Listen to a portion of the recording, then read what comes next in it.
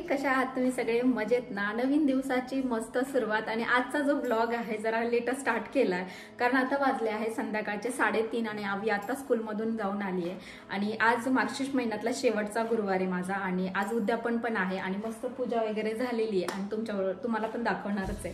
तर मस्त पूजा वगैरे केली आणि म्हटलं चला आजचा हा ब्लॉग पण तुमच्यावर शेअर करायलाच पाहिजे। तर आज उद्यापन आहे, मैत्रिणींना बोलवलेलं आहे। आपल्याकडे कसं सवासनींना बोलवलं जातं, त्यांना पुस्तकं, कथेची जी पुस्तकं आहेत ती दिली जातात आणि त्याचबरोबर काहीतरी प्रसाद म्हणून दिला जातो। पण इथं आता प्रसादासाठी बोलवलेलं आहे मी खास करून, कारण आता पुस्तकं तर इथं नाही आहे। म्हटलं चला मस्त मैत्रिणींना बोलवणं पण होऊन जाईल आणि छान जेवण वगैरे बनवणार आहे आज मी। तर जेवणामध्ये असणार आहे मस्त पुरणपोळी असणार आहे, सार, भात, भजी, कुरडई आणि मस्त दुधाची खीर। तर म्हटलं असंच काहीतरी मस्त बनवावं आणि नैवेद्य पण होऊन जाईल देवीला। तर छान वाटतंय, प्रसन्न वाटतं घरामध्ये असं काही असलं का। तर आता पटकन जो थोडासा स्वयंपाक आहे आधी करून घेते आणि त्याच्यानंतर मला शॉपमध्ये पण जायचं आहे, ते पण तुमच्यावर शेअर करेलच। काही थोड्याफार गोष्टी आहेत तर त्या घेऊन यायच्या आहे। तर आधी पटकन स्वयंपाक करते, म्हणजे अर्धासा स्वयंपाक झाला का म्हणजे आल्यानंतर गडबड होणार नाही।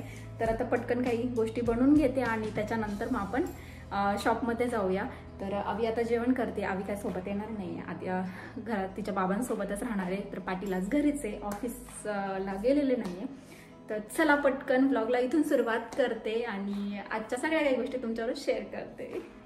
पुरणपोळीचा स्वयंपाक करते तर म्हटलं पूर्णाने सुरुवात करावी आपल्या स्वयंपाकाला। तर पहिलं डाळ शिजवली, डाळ शिजल्यानंतर त्यात गूळ घातला, वेलची पूड घातली आणि छान पुरण परतून घेतलं आणि थोडीशी डाळ वेगळी पण काढून घेतली, कारण सार बनवण्यासाठी लागणार आहे। काही ठिकाणी याला आमटी पण म्हणतात, काळी आमटी म्हणतात, तर आमच्याकडे सार म्हणतात। त्याच्यासाठी मग मी वेगळी डाळ काढून ठेवलेली आहे साईडला। तर छान पुरण परतून झालंय, आता आपण सार बनवणार आहे। तर सार बनवण्यासाठी मी सुरुवातीला तेल टाकलं, नंतर अद्रक, लसूण आणि कोथिंबीरीची वेगळी पेस्ट टाकली आणि महत्त्वाचं म्हणजे याच्यामध्ये मी कोणता मसाला वापरलाय तर चंदन संगनमेरी झटका म्हणून एक मसाला आहे, तर तो मी इंडियावरून येतानाच घेऊन आलेले। तर खरंच खूप छान लागतो, अशा काही काळी आमटी वगैरे बनवायची असेल तर तुम्हाला कोणतीही काळी भाजी बनवायची असेल तर तो मसाला घाला, खूप वेगळीच टेस्ट येते। तर मी नेहमी वापरते आणि एव्हरेस्ट मटन मसाला पण असतो घरामध्ये, नेहमीच असतो, तर तो ॲड करायचा, धना पावडर ॲड करायची आणि मीठ आणि थोडीशी हळद, एवढंच मी ॲड केलं आहे। वेगळी लाल मिरची पावडर वगैरे काहीच घातलेलं नाही। आणि ज्यावेळेस मी काळा मसाला म्हणजेच कांदा, खोबरं आणि हिरव्या मिरच्या आणि पूर्ण सगट धने जे असतात तर ते भाजून घेतले आणि त्याची वेगळी पेस्ट केली, म्हणजे त्याला काळा मसाला मी म्हणते। तर ते पण मिक्सरला फिरून मस्त बारीक अशी पेस्ट केली त्याची। तर ते घालून छान परतू घेतलं आणि तुम्हाला दिसत असेल परतल्यानंतर त्याचा कलरच चेंज झाला आणि तेल थोडंसं सुटायला लागलेलं। ह्या स्टेजला मी काय करते, जे डाळीचं पाणी आहे ना तर ते घालते। तुम्ही पुरणसुद्धा घालू शकता याच्यामध्ये, जर तुम्हाला थोडासा स्वीटनेस हवा असेल सारामध्ये किंवा आमटीमध्ये, तर तुम्ही जे आपण काय म्हणतो ना डाळ आणि गुळाचं जे आपण बनवलेलं आहे पुरण, तर ते डायरेक्ट घातलं तरी चालतं, थोडंसं ॲड करायचं। आणि हे आता मी डाळीचं पाणी ॲड केलं आणि हे थोडंसं गरम आहे तेच घालायचं। आणि सारामध्ये कधी पण गरम पाण्याचाच वापर करायचा किंवा कोणतीही आपण ज्यावेळेस मसाले घालतो, गरम मसाले कोणत्याही भाजीला, त्याच्यामुळे गरम पाणी जर घातलं तर भाजीची चव पण भारी होते आणि म्हणजे छान लागते। आणि त्याचबरोबर त्या भाजीला ना तरी पण छान येतं। जर तरीच्या भाज्या तुम्हाला आवडत असेल तर नक्की ही टिप्स तुम्ही फॉलो करा, मला पण माहीत नव्हती, पण हळूहळू घरातल्या गोष्टी किंवा कोणी सांगितलं का ते लक्षात ठेवते आणि तसं कुकिंग करायचा प्रयत्न करते। तर सार जो आहे तो मला माझ्या सासूबाईंनी शिकवलेला आहे आणि आता असं वाटतंय की मी आता त्याच्यामध्ये थोडीशी सुगरण व्हायला सुरुवात झालेली आहे, म्हणजे मला कुकिंग चांगली जमतीये। तर गरम पाणी घातलंय, छान मिक्स करून घ्यायचं आणि 25 ते 30 मिनटं छान सार जो आहे ना तो कमी गॅसवर उकळून घ्यायचा, म्हणून त्याला इतकी भारी तरी येते ना, चवसुद्धा एकच नंबर, मस्त लिंबू टाकून भाताबरोबर तुम्ही खाऊ शकता।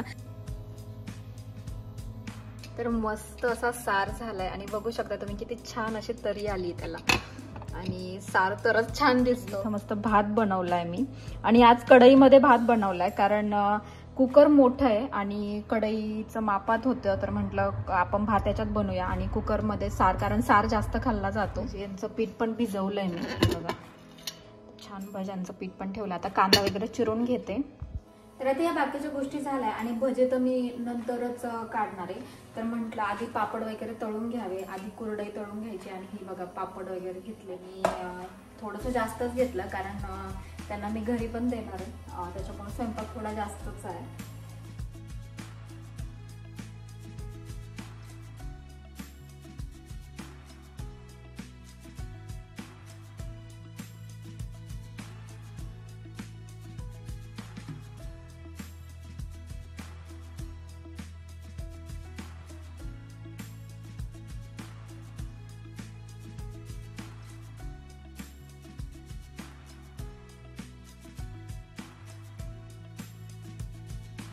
हे बघा मी असं पिशवीत ठेवलं जेणेकरून पापड जास्त वेळ कुरकुरीत राहतील, कुरडई ते जास्त असं वातळ होणार नाही. आणि नंतर मग वेळही वाचतो, गडबडीच्या वेळेस फक्त मग गरम गरम भजी वगैरे करता येतात आणि पोळ्या राहतात. मग पापड सगळं काही मग सोबत म्हटलं का मग टाईम जातो. आणि चला आता पटकन आवरून घेते, आणि कारण आवरून झाल्यानंतर बाहेर पण जायचंय.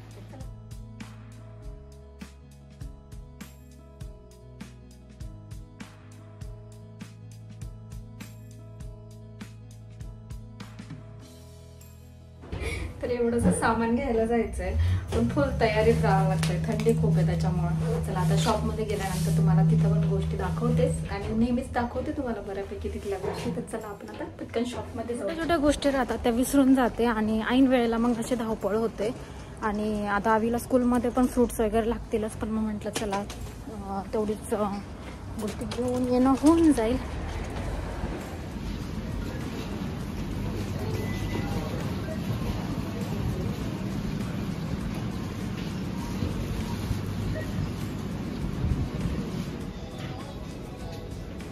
कांदे घेतले,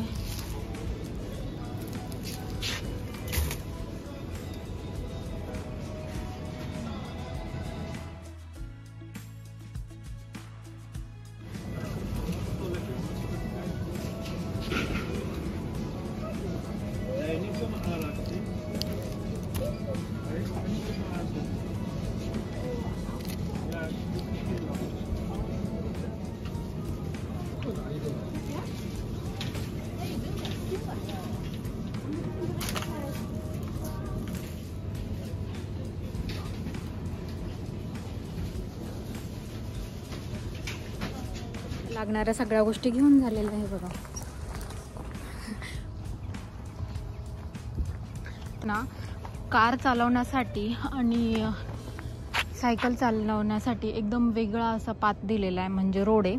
तर इथं आहे बघा, इथं हा सायकलचा रोड आहे, याच्यावर आपण चालू शकत नाही. आणि हा क्रॉसिंग आहे, तर पुढं ग्रीन सिग्नल झाल्याशिवाय आपल्याला जाता येत नाही. आणि ते बघा बस आली. आता हा फक्त बसचाच आहे, तुम्हाला दिसत असेल. इथून आता बस जाते आणि इकडून कार येत आहे. तर कार स्टॉप झालात, आणि कारण बस क्रॉस झाली. आता तिकडून कार येते, कारण तो कारचा रोड आहे. आणि हा आहे आपला रोड. रस्ते वेगवेगळे असले ना गर्दी पण होत नाही एकदमच. आणि कारण पायी चालणाऱ्यांसाठी वेगळा, सायकल चालवणाऱ्यांसाठी वेगळा, कार चालवणाऱ्यांसाठी वेगळा. आणि इथं मी भरपूर ठिकाणी बघितलंय, म्हणजे आता मी जिथं राहते तिथंच, की त्या ठिकाणी बिलकुल सायकल चालते, त्या सायकलच्या रोडवर आपण पायी चालू शकत नाही. आणि त्यातल्या त्यात आता बस जे आहे, तर बसचेच रोड वेगळे, बस त्या रोडला कार वगैरे जात नाही. तर नवीन आहे, गोष्टींची माहिती अजून हळूहळू होतीये. आणि त्याचबरोबर तुमच्याबरोबर पण शेअर करतेच आहे हळूहळू माझे अनुभव. तर चला आता घरी जाते.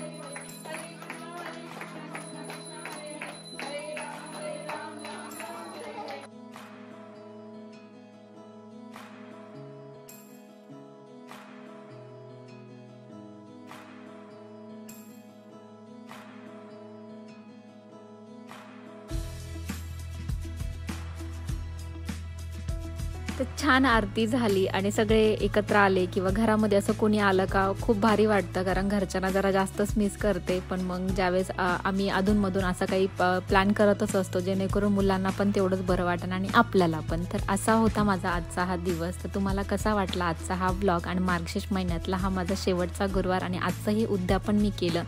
तर मस्त वाटतंय घरामध्ये सुद्धा. तर तुम्हाला आजचा हा व्लॉग आवडला का? आवडलास तर लाईक करा, शेअर करा आणि सबस्क्राईब करायला मात्र विसरू नका. भेटूया आपण अशाच नवीन व्लॉगमध्ये. तोपर्यंत स्वतःची काळजी घ्या. चला तर बाय.